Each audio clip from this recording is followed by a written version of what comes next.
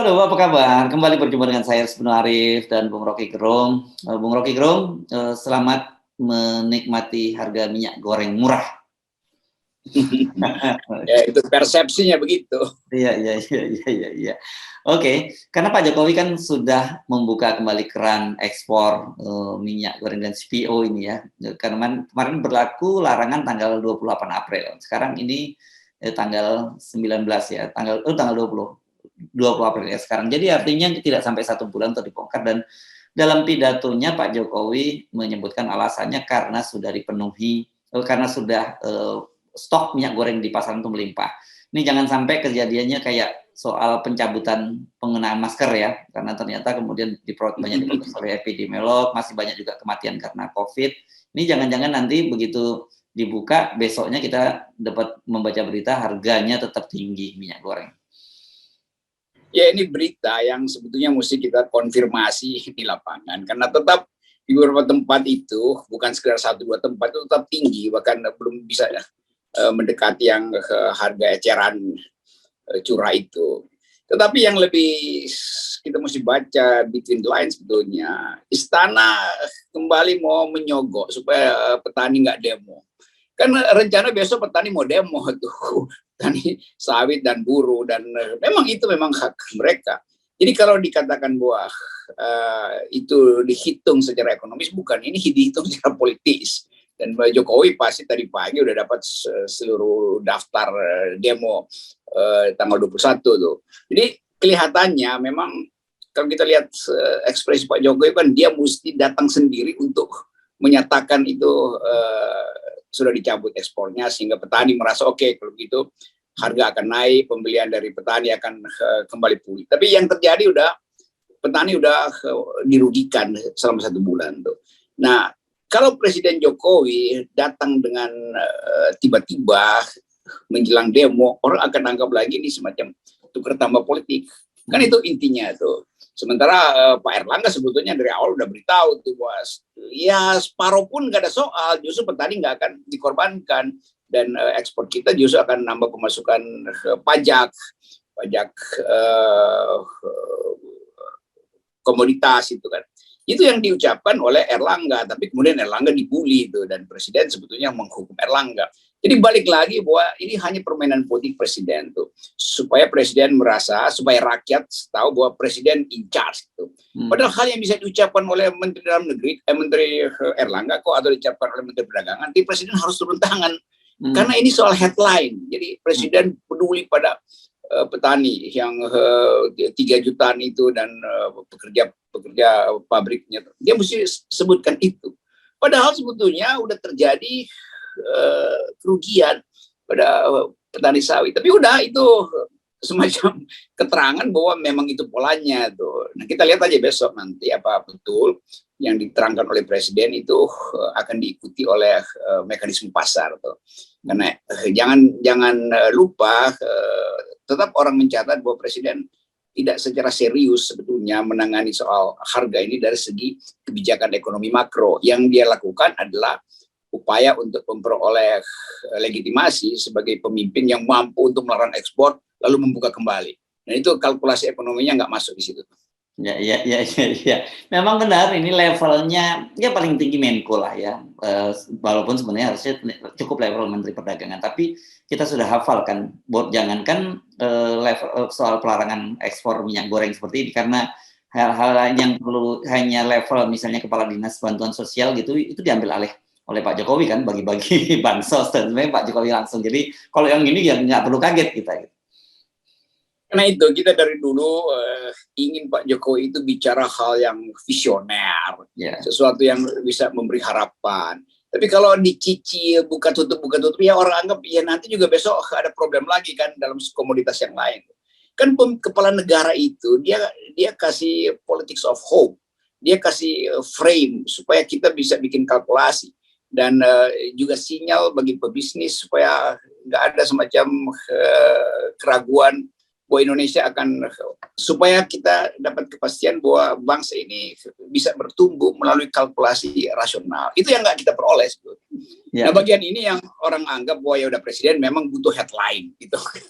Jadi sekedar untuk headline aja. Ya, ya. Oh, jadi kita nggak kaget ya kalau kemarin itu sudah muncul semacam apa dari lembaga survei yang menyatakan bahwa tingkat kepercayaan publik terhadap Pak Jokowi naik kembali karena berhasil menurunkan kembali harga minyak goreng gitu. Rupanya ini memang conditioning dari pengumuman ini gitu ya. Itu jadi ya kerjaan istana kan begitu tuh, dan itu dibaca lebih awal karena memang di brief. Dan yang ngaco adalah sebelum minyak goreng dinyatakan turun harga, legitimasi presiden udah naik duluan kan. Ya, Ini hal-hal yang kita tahu ya, ini permainan headline juga tuh. Tapi biarkan aja itu berlangsung terus sehingga kita bisa ukur fakta legitimasinya seberapa sebetulnya tuh. Apakah dengan mengucapkan itu lalu presiden bisa memberi harapan lagi pada kita tuh. Sementara ukuran-ukuran daya beli tetap nggak bisa dia penuhi. Inflasi terus bertambah, terutama utang segala macam. Jadi cuma satu penggalan aja dari kalimat besar bahwa negara ini tidak bisa diurus secara rasional, kan itu poinnya. Ya. Dan setiap kali ada publikasi survei kita sebenarnya tahu kemana arah kebijakan itu. Karena apa? Karena sebelumnya Indobarometer menyatakan bahwa tingkat kepercayaan publik naik karena harga minyak goreng, sekarang ini muncul lagi survei nih dari SMRC, kepuasan publik kepada Jokowi naik karena mudik lebaran. Ya, jadi padahal kan kita tahu apa yang terjadi pada mudik lebaran kemarin, betapa kacaunya. Saya lama-lama mikir jangan-jangan nanti ada muncul survei lagi kepuasan naik karena melepas masker gitu. Jadi semua persepsi yang berupaya diselamatkan karena orang udah anggap bahwa udahlah mending cepet-cepet pemilu lah supaya kerjaan surveyor ini selesai juga tuh. Kan surveyor nunggu supaya ada paket besar kan. Sebelum paket besar datang ya paket kecil dicicil-cicil itu. Tapi apa poinnya itu menyatakan naik turun? Kalau data makro tentang pertumbuhan ekonomi nggak bisa dipastikan, kan intinya adalah bertumbuh nggak ekonomi, mau naik turun legitimasi kalau ekonominya nggak bertumbuh ya percuma, nggak ada soal. Jadi orang tetap, ini ada pertandingan opini antara surveyor yang basisnya adalah wawancara-wawancara doang dan riset yang dibuat oleh orang semacam Rizal Ramli, Antoni Budiawan, Faisal Basri, lalu macam-macam itu. Ya. Jadi sesungguhnya kita berupaya untuk lihat mana sebetulnya yang masuk akal, keterangan survei atau analisis dari mereka yang betul-betul paham tentang keadaan ekonomi kan. Ihsanuddin Nursi, macam-macam lah. Jadi kemampuan kita untuk memilih juga akhirnya menerangkan bahwa ya yang ngikut di belakang Jokowi itu pasti akan gede-gedein dia tuh dengan sendirinya, karena hanya itu cara surveyor ini memperoleh hadiah kan. Ya. Lain kalau dia independent researcher, itu pasti walaupun nggak dibayar tapi dia akan ucapkan hal yang betul-betul bisa jadi acuan investor asing. Dan investor asing nggak pernah lihat survei, dia lihat analisis dari Faisal Basri, dia dengar Ihsanuddin Nursi, Rizal Ramli, Antoni Budiawan. Jadi kita tahu siapa yang mesti kita ikuti itu. Ya. Oke. Seperti halnya juga kemarin ketika Pak Jokowi mengumumkan pelepasan bebas menggunakan masker meskipun terbatas, yang kemudian tidak diikuti dengan selebrasi. Saya kira pengumuman pembukaan larangan ekspor ini juga tidak akan diselebrasi oleh emak-emak, tapi kecuali tentu saja diselebrasi oleh mereka para oligarki atau para pemain besar minyak goreng ya. Iya, itu intinya kan. Jadi kebutuhan Pak Jokowi adalah menerangkan pada rakyat bahwa beliau in charge. Dia yang tutup, maka dia yang buka juga tuh kan. Tapi buka tutup itu bukan karena kalkulasi ekonomi, tapi karena kalkulasi pencitraan kan. Kan cuma itu kan, wah ditutup gila itu, banting pintu ditutup. Bukanya, wow juga buka lebar-lebar.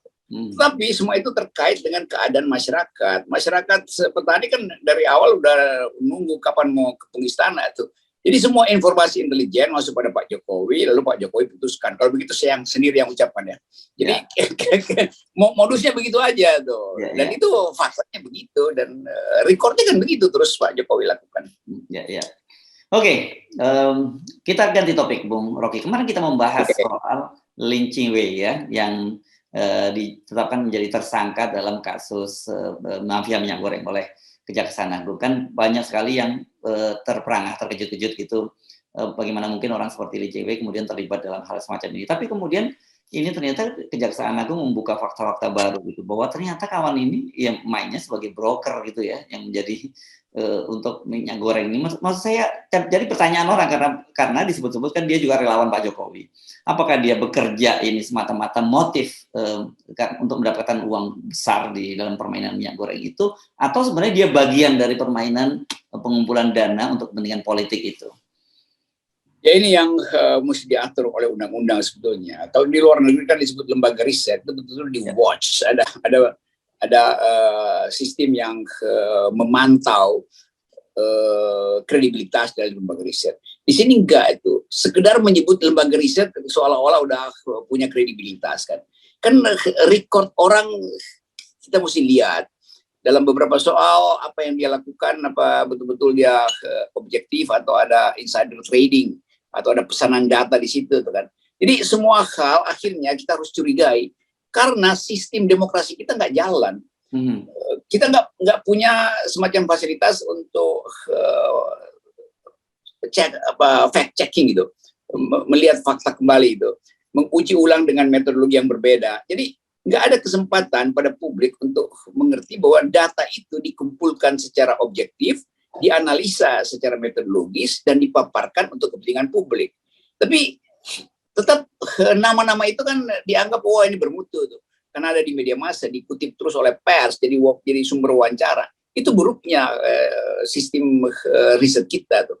Padahal kita butuh betul lembaga-lembaga riset yang kredibel. Dulu kita punya, saya dulu suka baca data dari apa namanya nih yang dulu kantornya di Monas itu tuh. Apa namanya? Kristianto PDBI, Kristianto Wibisono. Ya, PDBI juga dulu bagus, tapi yang kemudian juga pernah diketuai oleh Lee Jae-wei sebetulnya, lembaganya apa namanya itu ya? Lee Jae-wei pernah jadi ketua di situ, researcher di situ tuh. Ini saya udah lupa lagi lembaga itu. Itu lembaga yang betul-betul terandal sebagai institusi itu.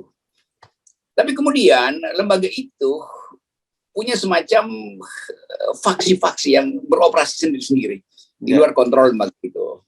Nanti kita ingatlah belakangan. Tapi yang saya mau terangkan adalah kita krisis profesionalisme sebetulnya. Di dalam tradisi riset, profesionalisme itu basisnya adalah orang sebut seorang itu profesional kalau dia taat pada etika penelitian. Kalau sekarang disebut profesional karena dia mampu untuk menguraikan data. Padahal sebetulnya yang disebut profesi dulu adalah bagian utama dari kebijakan publik di luar pemerintah. Jadi kalau dia supply data pada pemerintah, pasti ada transaksi kan. Kalau dia supply data pada korporasi, pasti ada transaksi itu. Di situ bedanya istilah profesionalisme di awal abad 18 dan prakteknya hari ini itu. Itu soalnya tuh.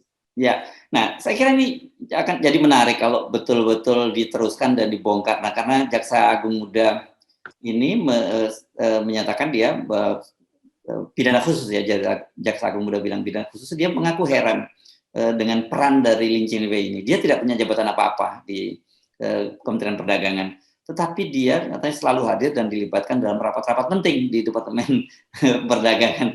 Agak ini kan kemudian mendorong orang berpikir, apa iya sih dia hanya bermain dengan seorang level dirjen gitu, atau ada dia permainan dengan level yang lebih tinggi lagi dengan melihat peran dia yang seperti itu. Pada akhirnya mesti diasumsikan bahwa kalaupun dia hanya bermain level dirjen, itu pasti sepengetahuan menteri itu. Jadi pasti Menteri Lutfi itu mengerti kedudukan Lee Jae-wei di situ tuh. Dan itu yang mesti diusut sebetulnya sampai ke atas. Nah, jaringan ini yang sering kalau kita lakukan riset political economy, itu dia berakar sebetulnya pada janji bahwa satu waktu akan ada transaksi baru, sehingga data itu akhirnya makin lama menjadi data untuk service, bukan lagi data sebagai data itu. Jadi yang kita sebut data kan adalah hal yang objektif untuk dipakai, ada usernya tuh. Bukan data yang dipesan sehingga si periset itu kemudian memanfaatkan itu untuk tukar tambah bisnis, kan itu intinya tuh. Jadi bagian-bagian ini yang memang ya kejaksaan pasti akan temukan Kan nggak bisa misalnya sesuatu yang memungkinkan atau berakibat besar pada kebijakan hanya diputuskan oleh menteri teknis tingkat dirjen. Jadi sekali lagi kita tuntut sebetulnya supaya kejaksaan itu ya sampai ke tingkat menterinya, itu intinya tuh. Atau bahkan Pak Erlangga supaya jernih dong keadaan permainan politik di sini. Ya.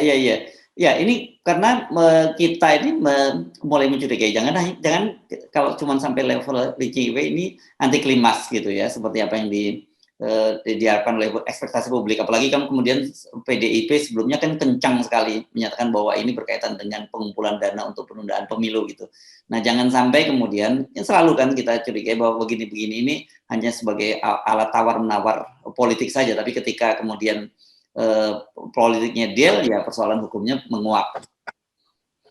Itu saya membayangkan nanti dalam sidang misalnya Lee Ching-wei kemudian menyebutkan satu kalimat kecil yang bisa orang persepsikan bahwa memang itu adalah pesanan politik untuk operasi penundaan pemilu segala macam kan. Jadi kalau itu terjadi maka mesti dibongkar sampai ke dasar dari siapa yang pesan itu kan.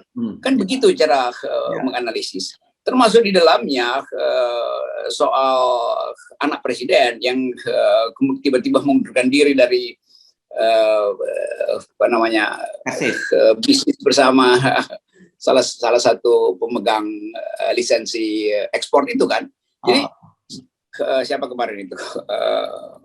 Yang mana, Bung? Ini pemilih Solo Club itu.